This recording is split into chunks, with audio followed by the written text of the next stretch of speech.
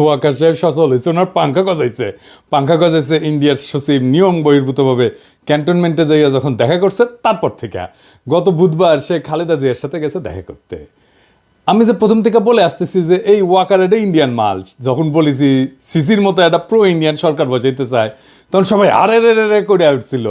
এমন ভাব সবাই তখন ওয়াকার লীগ হয়ে উঠছিল, নতুন জাতির পিতা হয়ে উঠছিল ওয়াকার। এখন বুঝেছেন তো ওর টিকি কই বান্ধা আছে। যারা তখন শিক্ষর মারিছিলেন আপনারা জবাব দিবেন ইন্ডিয়ান ফরেন সেক্রেটারির সাথে কিসের ইটিস পিটিস, তার জবাব আছে নাই। ইন্ডিয়ান ফরেন সেক্রেটারি যে পানি পড়া দিছে তার ভিত্তিতে এখন বাংলাদেশের রাজনীতির ইস্যুগুলো শেপ নিবে, আমি কয়ে রাখলাম, লিখে রাখেন। এরই একটা অ্যাসাইনমেন্ট হইতে পারে খালেদা জিয়ার সাথে দেখা করা, ওনারা কিছু বোঝানোর চেষ্টা করা। কি কি পানি পড়া দিছে ইন্ডিয়ান ফরেন সেক্রেটারি ওয়াকার রে, আসেন সেটা একটু বুঝে দেখি। কি দিছে এটা বলা মুশকিল, এটা ওয়াকার আর পররাষ্ট্র সচিব বিক্রম মিশ্র জানে, তবে আমরা অনুমান করতে পারি। এক নাম্বার, নতুন কোনো রাজনৈতিক শক্তি যেন উত্থিত না হয়, কারণ সেই নতুন রাজনৈতিক শক্তি হবে ইন্ডিয়া বিরোধী। 2 নাম্বার, আওয়ামী লীগকে যেন রাজনীতি করতে দেওয়া হয়। 3 নাম্বার, জামাতকে যেন কোনো স্পেস না দেওয়া হয়।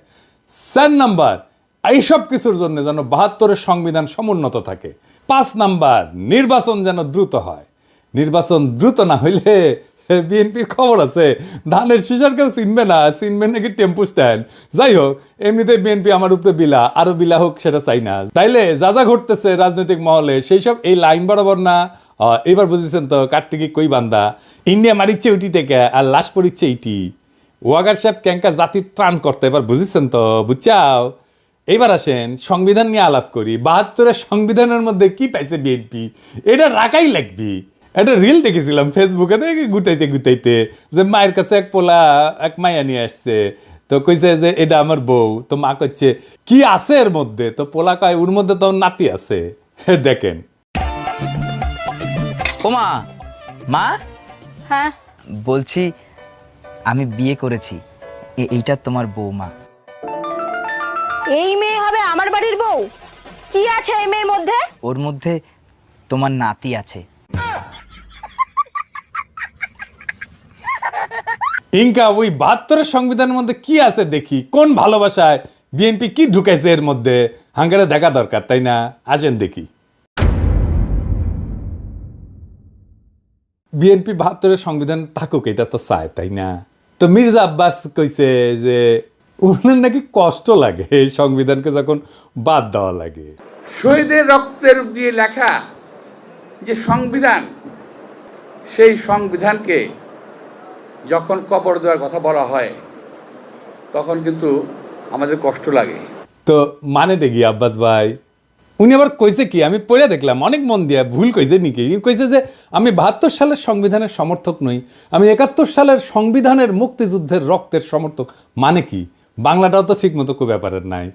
মানে দেখি আব্বাস ভাই, 71 সালের সংবিধান কোনটা? আওলায় গেলে হবে, এখন ক্ষমতা নাই যেতে যেতে।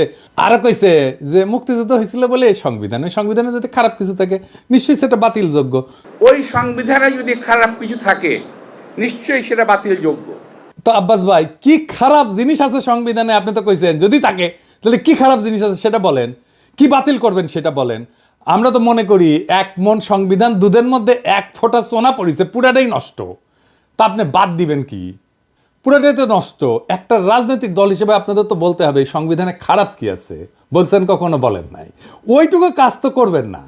ওই কাজ করার না আছে হ্যাডম, না আছে ইচ্ছা। সংবিধান সম্পর্কে আপনাদের ক্রিটিক্যাল পজিশন কি? নাই তো। তাই আপনারা এটা বদলাবেন না। অবশ্য ক্ষমতা গেলে বদলানোর মতো সংখ্যাগরিষ্ঠতা আপনাদের থাকবে না, লিখে রাখেন, কয়ে দিলাম আজকে। না আমাদের বদদোয়াত না আর কি, আপনারা প্রত্যেকদিন নিশ্চিত করিচ্ছেন যে আপনাদের ভোট কমে। আপনাদের ভোটের মুরগি আপনি লেজে কাটবেন না গলায় কাটবেন সেটা আপনাদের ব্যাপার, কিন্তু আপনাদের বলতে হবে আপনারা কি বদলাবেন সংবিধানের। না বললে নির্বাচনে যাইতে পারবেন না।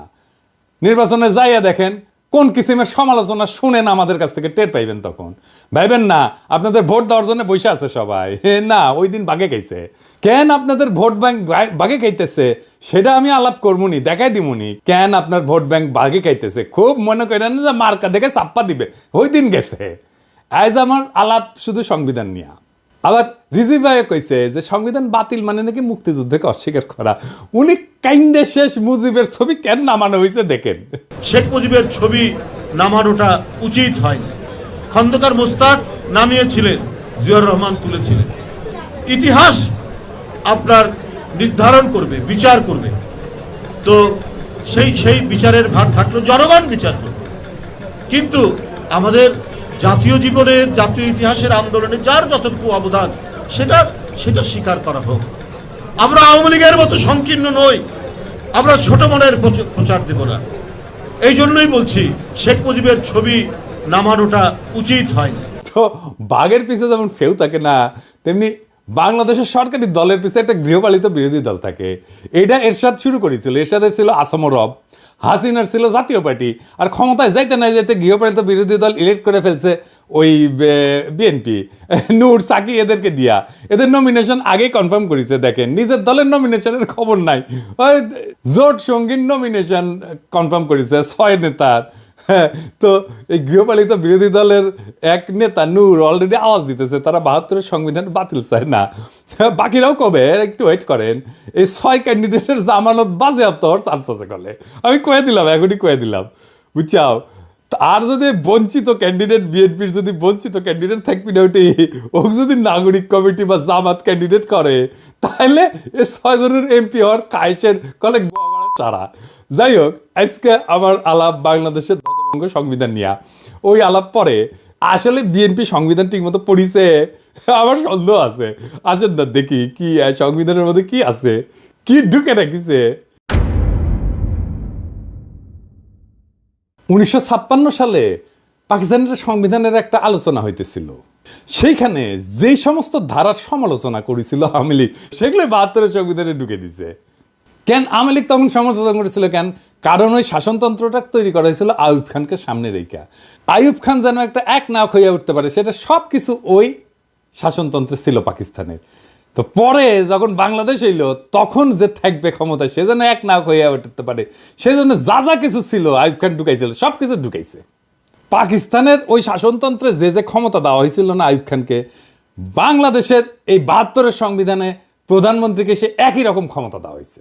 আপনি তো জানেন যে এমপি ইলেকশন হয়ে আসে 300টা সিট থেকে, কিন্তু এই এমপি কি কেন স্বাধীনভাবে কোনো আলাপ করতে পারে, সিদ্ধান্ত নিতে পারে, মতামত দিতে পারে না?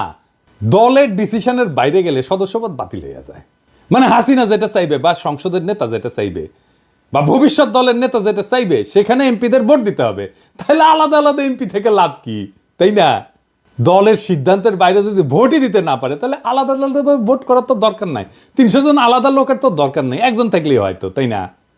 এই সংবিধানে মিশামিশি মেলা কথা লেখা আছে, কথা দিয়ে ভরে রেখেছে আর কি। লিখেছে প্রজাতন্ত্রের সকল ক্ষমতার মালিক নাকি জনগণ। বাপরে, তার মানে আমি আপনি জনগণ, তা আমি আপনি মালিক তো, তাই না? হ্যাঁ, তো লিখেছে কি? লিখেছে প্রজাতন্ত্রের সকল ক্ষমতার মালিক জনগণ। এটা দিয়া কিন্তু শেষ না, এরপরে বাক্যটা একটা সেমিকলন চিহ্ন দিয়া আবার ঘোষণা করছে যে এই ক্ষমতা কেবল সংবিধানের অধীনে ও কর্তৃত্বে কার্যকর হইবে। তাইলে প্রশ্ন যেটা স্বাভাবিকভাবে আসে সেটা হইতেছে যে সংবিধান জনগণের যে ক্ষমতা, এটা কাদের, কিভাবে প্রয়োগের দায়িত্বটা দিছে কাকে?